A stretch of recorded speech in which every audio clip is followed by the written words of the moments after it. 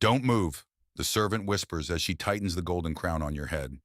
If you embarrass the emperor, she doesn't finish the sentence. She doesn't have to.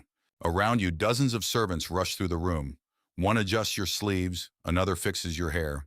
Someone's arguing over flowers. Apparently, even the flowers have to be perfect. Outside, drums echo across the palace. People are celebrating. Today's supposed to be the happiest day of your life. You're getting married. There's just one tiny problem. You've never met the groom. You clear your throat. So, what happens if I say no? The room freezes. One servant nearly drops a tray. Another stares at you in disbelief. Finally, an older servant lets out a quiet laugh. Not because it's funny, because she honestly thinks you're joking. Princesses don't say no. Well, that's unfortunate. The palace doors begin to open. Thousands of people are waiting outside. You take your first step, then another. Your heart isn't racing because you're excited. It's racing because you suddenly realize this isn't the beginning of your new life. It's the end of the one you never got to choose. And believe me, this won't even be the hardest day of your life. But to understand why, we need to go back to where it all began. Let's rewind a little. About 16 years. The moment you're born, the palace bursts into activity. Doctors rush around the room. Servants bow. Officials begin recording your birth before you've even opened your eyes. Congratulations, you're royalty, which sounds amazing. Until you realize people have been planning your future for exactly 30 seconds. Still, being a kid in the palace isn't all that bad. Whenever you're hungry, someone brings food. Whenever you're tired, someone carries you back to bed. Whenever you cry, the servants somehow appear before your parents even notice. You're beginning to think they're hiding behind the curtains. As you grow older, your world gets bigger. The Forbidden City feels endless. Huge courtyards, beautiful gardens, crystal clear ponds filled with colorful koi. Every day feels like a new adventure. One morning you spot a butterfly, bright yellow. It lands just ahead of you. Naturally, you chase it, across one bridge, through another garden, past a very confused official carrying a stack of scrolls. Behind you, your servants are in complete panic. Princess! Slow down. Where did she go? You keep running. You're winning. The butterfly, unfortunately, disagrees. It flies over a small wall and disappears. You climb onto the wall to look for it. Princess! A servant gently pulls you back down. You can't go there. You look over the wall. Why? She smiles politely. Because that part of the palace isn't for you. That's strange. You shrug. There are plenty of other places to explore. Or so you think. A few days later, you wander toward another garden. Not there, princess. The next week, you head toward one of the giant palace gates. Two guards lower their spears. I'm sorry, princess. You can't leave. You frown. Why not? The older guard smiles. Because your home is here. You look back at the enormous palace, then out toward the city beyond the gates. You can hear people talking. You can hear merchants shouting. You can even smell food drifting in from somewhere outside. You've never seen any of it. Maybe tomorrow. Tomorrow comes. The answer is still no. Eventually, you stop asking, not because you understand, because you get used to it. Besides, there are still fish to feed, butterflies to chase, and one very grumpy peacock that seems determined to chase every servant it sees. Honestly, watching them run is becoming your favorite hobby. Life is simple. Life is happy. You don't know it yet, but these are going to be the easiest years of your life. By the time you're 6 years old, the adults decide it's time to turn you into a proper princess. Every morning starts the same way. Breakfast, a quick walk through the garden. Then, your tutor arrives. She always carries the same wooden box. Inside are brushes, ink, books, and enough homework to ruin a perfectly good morning. Your first lesson? Calligraphy. The tutor carefully paints a beautiful Chinese character. Now you. You copy it. She looks at your paper. Interesting. You smile. Is that good? I've seen ducks leave straighter lines. Well, that answers that. Thankfully, not every lesson is a disaster. Painting? You love it. Music? Even better. One of the palace musicians teaches you to play the musical instruments. The first time you pluck the strings, it sounds like someone's accidentally stepped on a cat.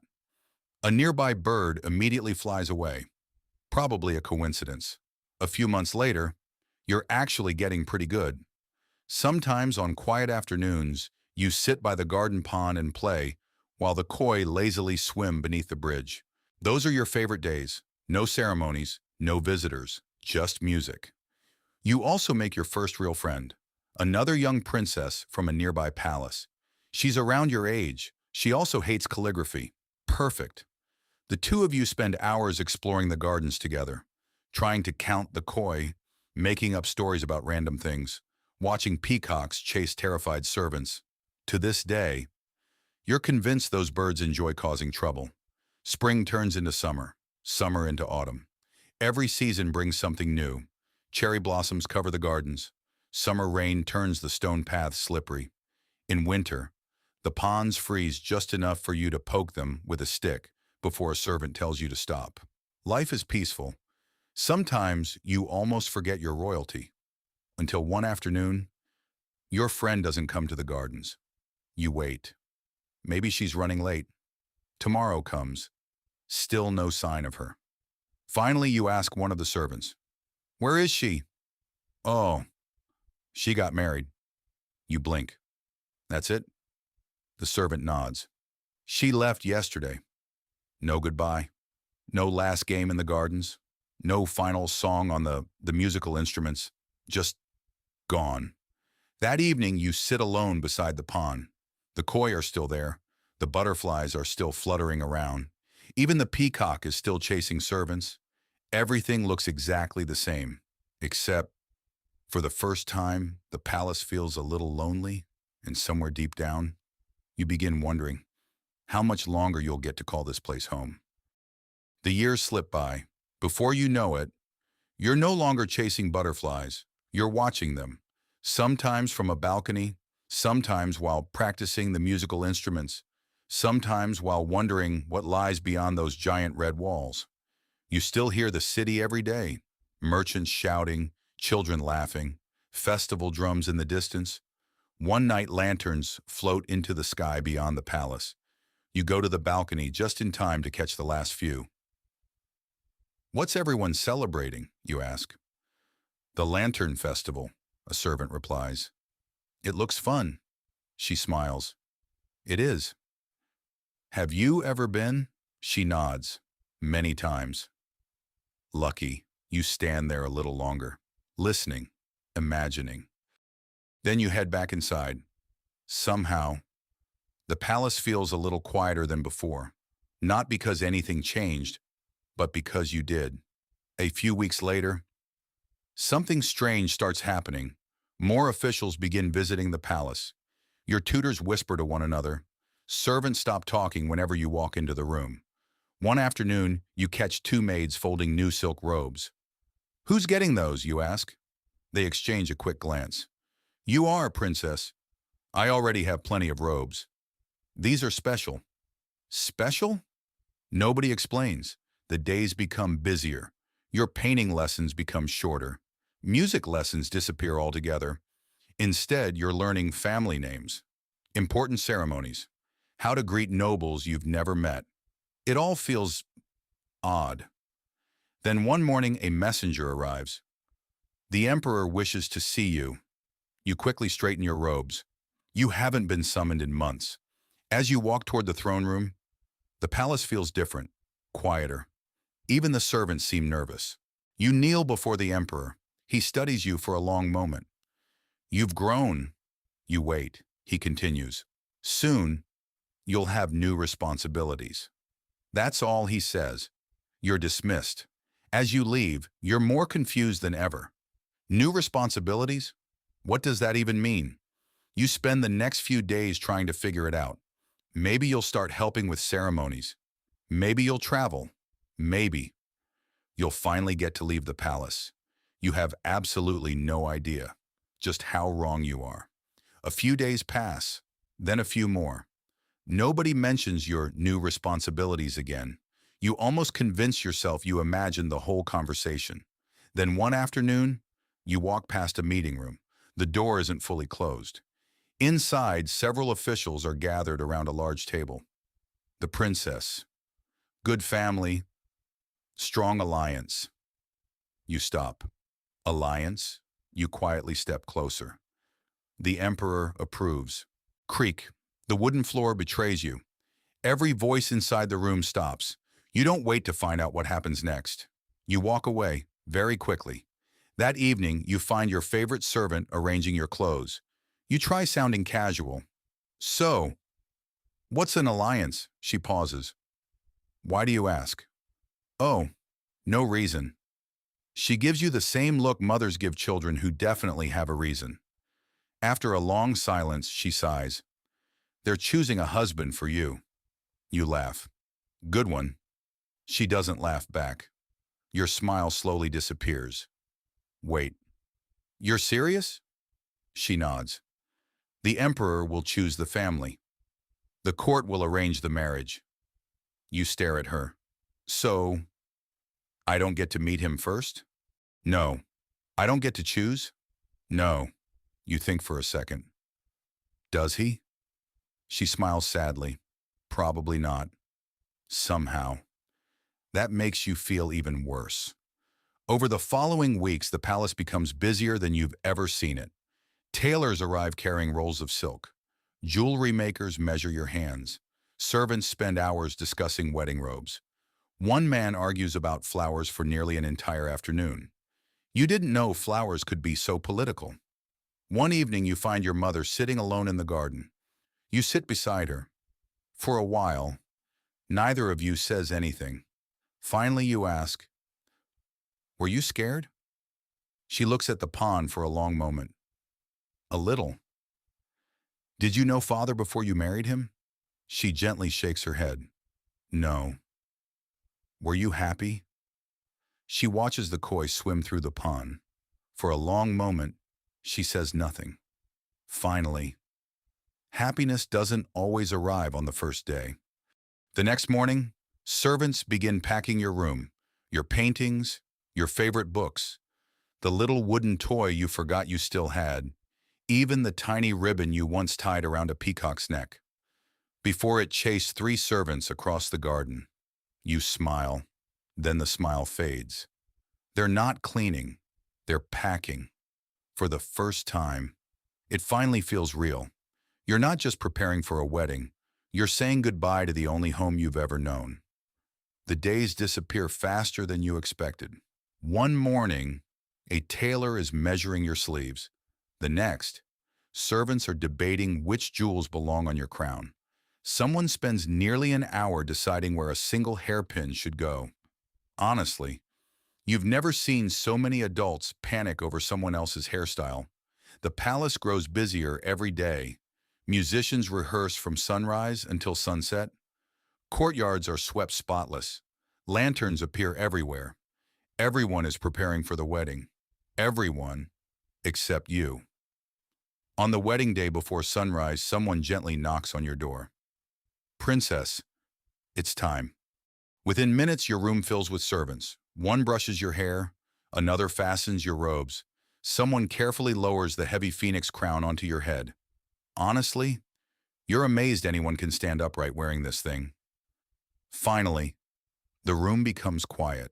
Your mother walks in. She gently fixes your collar. You look beautiful. You try to smile. Instead, you hug her.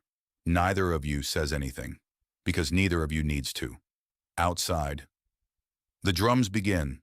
The palace doors slowly open. Thousands of people wait beyond them. You take one deep breath, then your first step. The courtyard feels impossibly long. At the end stands a man you've never seen before, your future husband. For a brief second, the two of you look at each other. He seems just as nervous as you are. Maybe you're both wondering exactly the same thing. The ceremony begins. You bow. He bows. Incense fills the air. Ancient prayers echo across the courtyard. Then, just as quickly as it began, it's over. You're married. The crowd cheers. Fireworks explode overhead. Music fills the palace. Yet somehow, you've never felt more alone. As your carriage rolls away, you pull back the curtain. The gardens disappear first, then the bridges, then the red walls.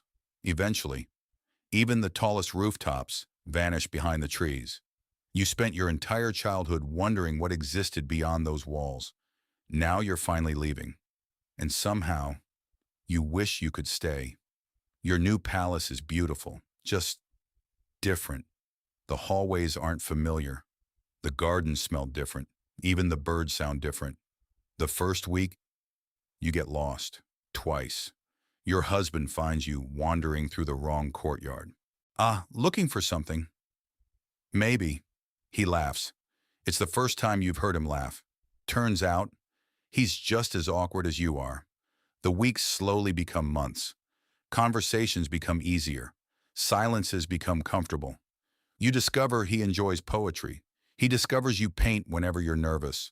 One rainy afternoon, he asks if you'll teach him. He's terrible. You don't tell him that. Years pass. Soon, the palace physicians arrive with good news. You're going to have a child. Months later, a little girl is placed into your arms. She wraps her tiny fingers around yours. The room suddenly feels very quiet. You can't stop looking at her. She's perfect. The years begin moving faster now. Before long, she's running through the gardens, laughing, chasing butterflies. One afternoon, she runs toward a courtyard. A servant gently stops her. "Princess, you can't go there." Your daughter frowns. "Why?" The servant smiles politely. "Because that part of the palace isn't for you." You freeze. You've heard those exact words before, years ago, standing almost exactly where she is now. For a moment, it feels like time never moved at all. Only the little girl changed. The seasons continue to pass. Cherry blossoms bloom, leaves fall, snow covers the palace roofs. Then spring arrives all over again. Your daughter grows older. One day, she's wearing a wedding crown of her own. "Mother, I'm scared." You gently straighten her collar, then smile. "I know." The palace doors slowly close behind her, just as they once closed behind you. History remembers emperors, generals, battles, magnificent palaces. Very few people remember the princesses, the little girls who chased butterflies through those gardens, who watched festivals from behind palace walls, who married strangers, who quietly became mothers, then watched their daughters repeat the same story. People imagine being a Ming princess meant living a perfect life.